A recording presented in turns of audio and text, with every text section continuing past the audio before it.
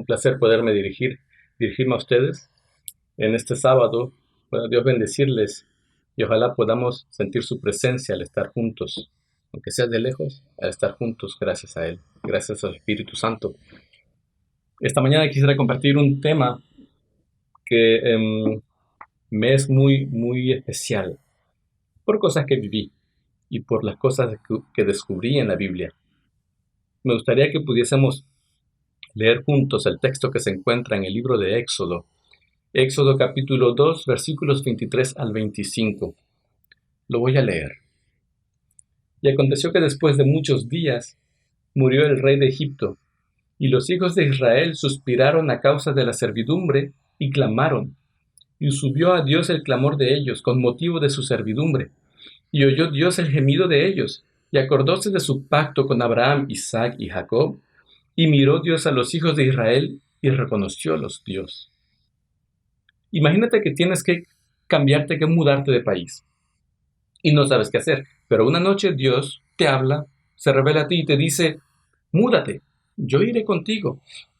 Te haré tener una bella familia, serás poderoso, serás rico. Yo mismo te haré regresar a este lugar después de todo eso. ¿Qué harías tú? Yo me iría corriendo para el otro país. ¿Quién no lo haría?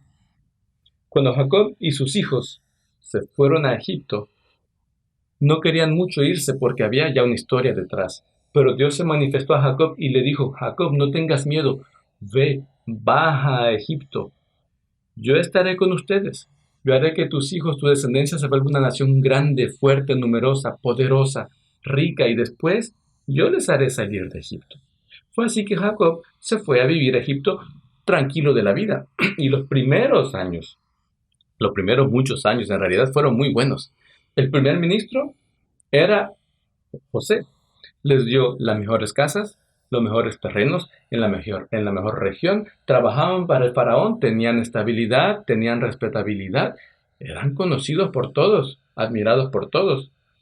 Bueno, el tiempo pasó y llegó el coronavirus. No, llegó el nuevo rey, el nuevo faraón. Y el nuevo faraón los confinó al rol de esclavos.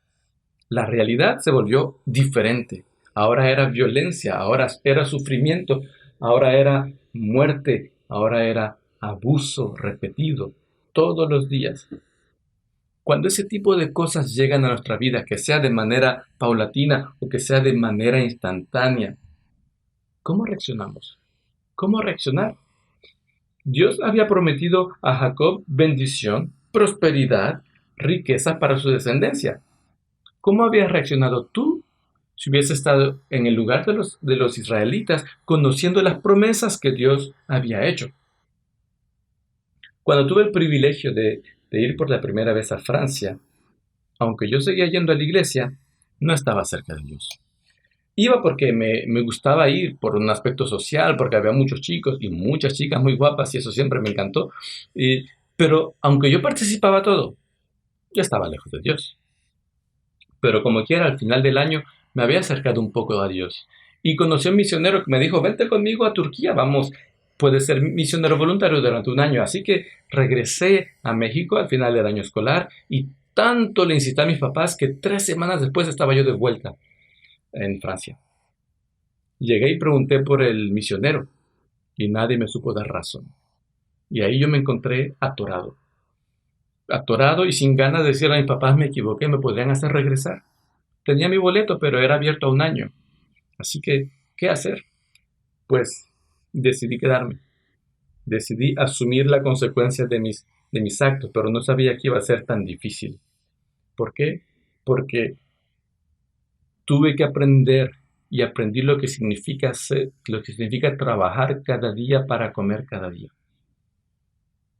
Obviamente me había regresado a Europa para ser misionero, así que adivinen a quién le eché la culpa de todos mis males.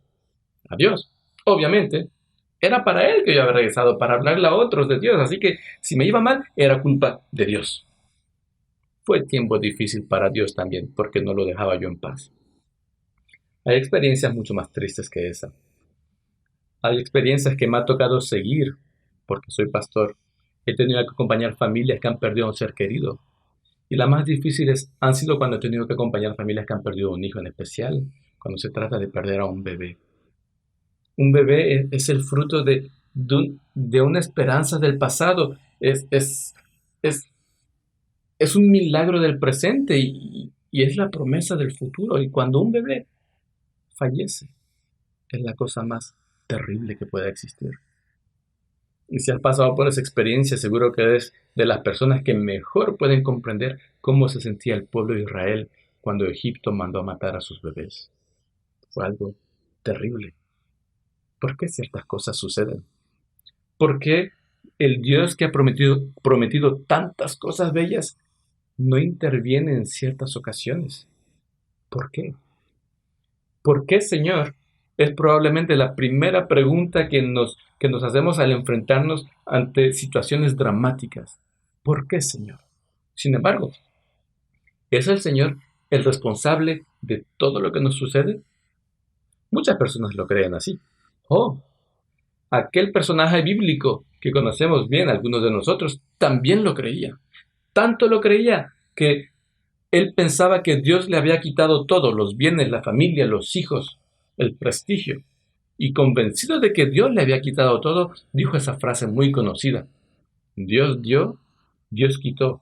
Sea el nombre de Jehová bendito. Sí, que sea el nombre de Jehová bendito y siempre. Pero no, Dios no le había quitado nada. El que le había quitado las cosas era el enemigo de Dios. Y Job, pensando que Dios le había quitado las cosas, le atribuyó todos sus males a Dios.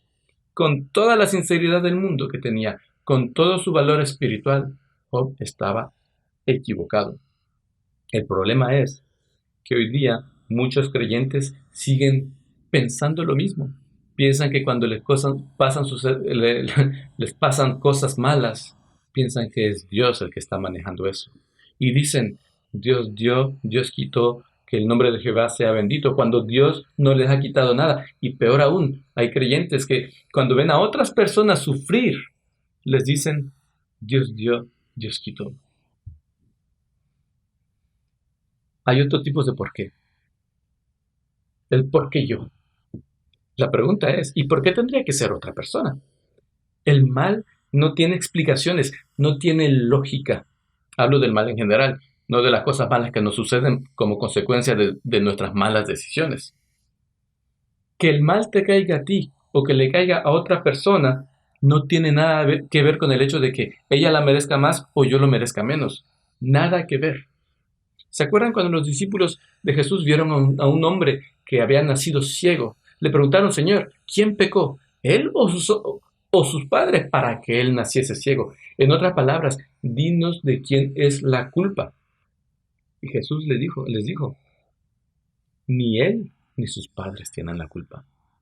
Jesús no se la pasaba buscando responsables, sino que él veía situaciones en las que Dios podía actuar. Y él actuaba. Existe también la pregunta, ¿para qué Dios? Que es una manera breve de decir, ¿qué es lo que me quieres enseñar, Señor, con estas cosas que estoy viviendo? Hay quienes consideran que las malas cosas nos suceden porque Dios nos quiere enseñar algo. Que uno pueda aprender cosas de las malas experiencias es un hecho. Pero que sea Dios quien nos enseña que nos manda el mal para que aprendamos, me es difícil de concebirlo. Me es difícil concebir a un Dios del que la Biblia dice que es amor, aplicando una pedagogía del sufrimiento y del dolor. Cuando Jesús quien dijo, yo lo que hago es hacer lo que vi hacer a mi Padre. Y Jesús, ¿qué fue lo que hizo? Dedicó todo su ministerio a sanar, a liberar a las personas del sufrimiento psicológico, moral, físico, espiritual. Él vino a liberar a la gente. Cuando pienso que el apóstol Santiago dijo, todas las cosas buenas, solo eso viene de Dios. Me es difícil imaginar a un Dios mandándome mal para hacerme aprender. ¿Cómo reaccionaron los israelitas al convertirse en esclavos? La Biblia no lo dice. Y de todos modos, la Biblia se pone a responder a los mil por qué que podremos tener en nuestra vida. Y sin darnos el porqué del cuándo o del cómo, La Biblia lo que hace es contarnos cómo Dios actúa ante situaciones difíciles. Volvamos a leer el texto de base. Éxodo 2. Y aconteció que después de muchos días murió el rey de Egipto, y los hijos de Israel suspiraron a causa de la servidumbre, y clamaron. Y subió a Dios el clamor de ellos con motivo de su servidumbre, y oyó Dios el gemido de ellos, y acordóse de su pacto con Abraham, Isaac y Jacob, y miró Dios a los hijos de Israel, y reconociólos Dios. Es necesario ponernos en el contexto. Cuando el versículo dice, y aconteció que después de muchos días, está hablando a partir del momento en que Moisés huyó de Egipto. Es decir, Israel ya tenía mucho tiempo siendo esclavo, pero en los últimos 40 años las cosas se pusieron peor, más difíciles, al punto tal que la Biblia dice, y los hijos de Israel suspiraron a causa de la servidumbre, y clamaron, y subió a Dios el clamor de ellos con motivo de su servidumbre, y oyó Dios el gemido de ellos. En el idioma hebreo, en el antiguo idioma hebreo, no hay ni signos de puntuación, ni vocales, ni espacios entre las palabras. Así que para leer, para acentuar algo, un concepto, utilizaban las repeticiones. Y en el texto que acabamos de leer, 4 veces se menciona el sufrimiento del pueblo, lo que es excepcional en la Biblia. 4 veces suspiraron, clamaron, el clamor de ellos, el gemido de ellos. Todo un pueblo sufriendo y manifestándolo, al punto tal, dice la Biblia, que su clamor subió hasta el cielo. ¿Han escuchado la frase "los hombres no lloran"? Probablemente sí. La pregunta ¿es una hipótesis? ¿Es una afirmación? ¿Es una orden? ¿Es una ley? Y sea lo que sea, ¿sobre qué base reposa esa afirmación, esa frase? Cuando yo era niño y papá nos daba cuero, muchas veces bien merecido, solía decirnos, y no lloren. Y a veces añadía, y si lloran, les doy más. Era muy eficaz. Imagino que lo que él quería decir es, ustedes solo buscaron, no se anden quejando ahora. Me acuerdo cuando él decía esa frase, yo hacía todos los esfuerzos del mundo para contener las lágrimas. Ahora me río. En ese entonces no me reía. Pero no solo en la casa se decía más o menos no, los hombres no lloran. También en la escuela. En la escuela si de repente un chico se ponía a llorar, se le decía, uy, tú no eres tan hombre que digamos, ¿ah? No eres el macho que tendrías que ser. Prohibido llorar. Cuando crecí, encontré la versión de los hombres no lloran, pero la versión de iglesia. Y suena más o menos así. No estés triste, los cristianos tenemos la esperanza en Dios, así que no tenemos que estar tristes. He escuchado incluso decir, estar tristes deshonra a Dios. Dios sabe lo que hace. Lo que sucedió es su voluntad. Ten fe. Ese ten fe es el equivalente a no llores. Los cristianos no lloran. Una vez más la pregunta es la misma. ¿Sobre qué base se puede afirmar una cosa tal? Y me gustaría saberlo, para ponerlo junto al ejemplo de Jesús llorando en Betania ante la tumba de su amigo Lázaro. La Biblia dice que Jesús, quien está en el cielo en este momento, actuando en nuestro favor, no es alguien que no pueda comprendernos, porque Él vivió lo mismo que nosotros. Y aunque la Biblia dice que Él no pecó, el hecho de que no haya pecado no quiere decir que no haya sufrido. Jesús sufrió, como por ejemplo esa noche en un tal jardín de Getsemaní, en el cual, transpirando lágrimas, sudor de sangre, le dijo a su papá, papá, no quiero morir. Jesús sufrió. Las lágrimas, Dios las conoce, no las menosprecia, no le incomodan, no le ofenden. Si tuvieron el privilegio de tener padres amantes, seguro que se acuerdan esos momentos cuando ustedes lloraron y sus padres los tomaron en sus brazos y los consolaron. La Biblia dice, enjugará Dios todas lágrimas de los ojos de ellos, y ya no habrá muerte, ni llanto, ni clamor, ni dolor, porque las primeras cosas pasaron. Tal vez los hombres no lloren, pero los hijos de Dios sí.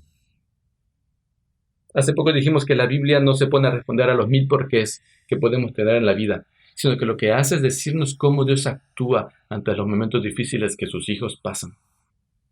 Es probable que para el creyente lo más difícil no sea saber que un día Dios actuará, sino más bien esperar hasta que Dios se decida a hacerlo. Y la verdad es que a veces nos toca esperar tanto que hasta tenemos la impresión de que Dios se olvidó de nosotros. El versículo que leímos es un desafío en ese sentido. Volvamos a leerlo, por favor. Y aconteció que después de muchos días murió el rey de Egipto.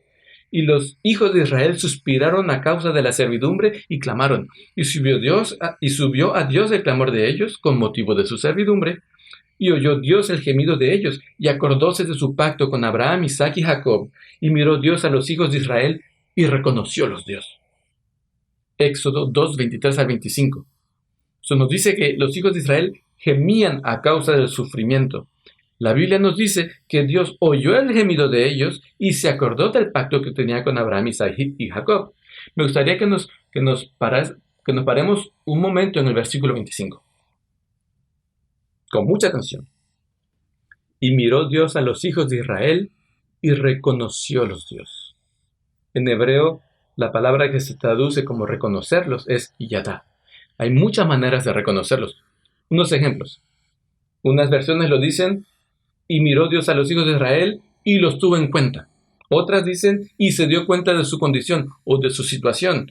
Otras traducen, y reconoció su condición. Acuérdense, siempre es la misma palabra, yadá. Otras dicen, y decidió ayudarlos.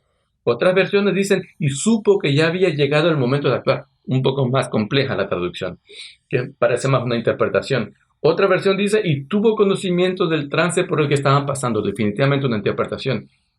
Me encontré con una versión en español que incluso omitió el versículo, no lo tradujo. Y es que es difícil traducir. Cuando uno tiene que traducir de un idioma antiguo, incluso de un idioma actual a otro idioma, hay que buscar en el texto y cuestionarlo sobre el sentido y la intención del mismo.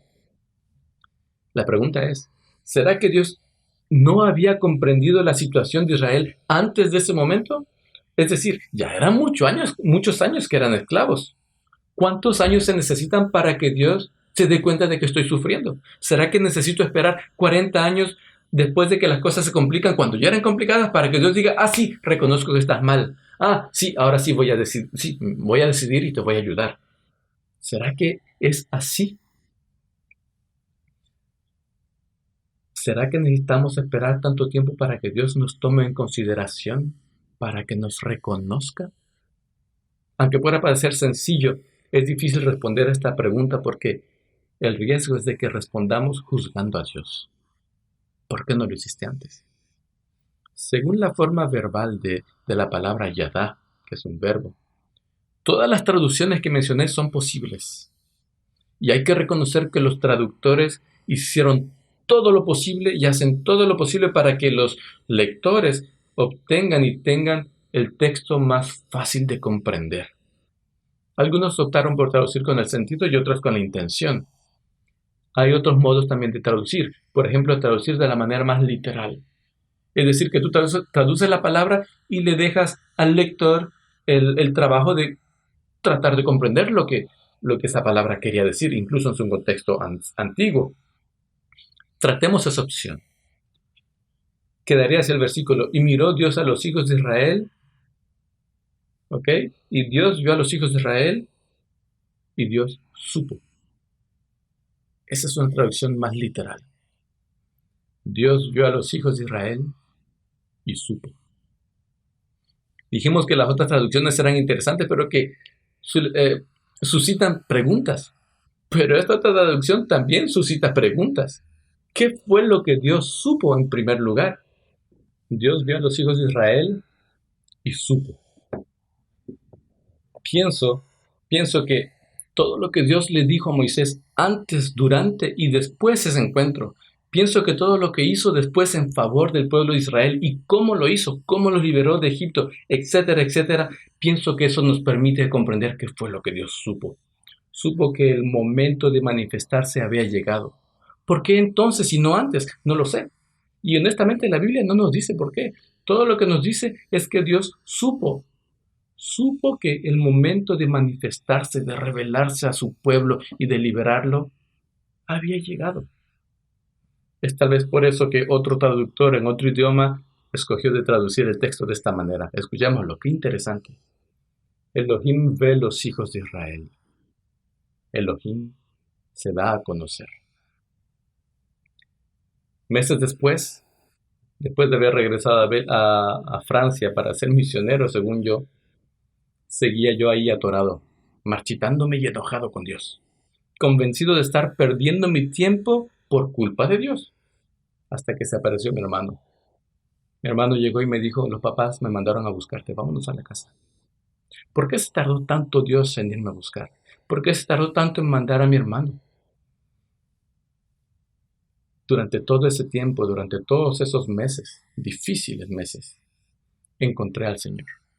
Y las bases de mi ministerio fueron puestas, aunque yo no me di cuenta. Y la mejor parte es que durante esos meses yo comencé a frecuentar a la persona más maravillosa, a la mamá de mis hijos, a mi esposa. Es lo mismo hoy. Dios se dará a conocer en su momento. Dios se manifestará en tu vida. Dios tiene presente tu sufrimiento, sea el que sea. Dios sabe tu situación, esa situación que te golpea a ti, a tu esposa, a tus hijos, a tu hijo, a tu hija, esa situación que no comprendes y que es profundamente injusta.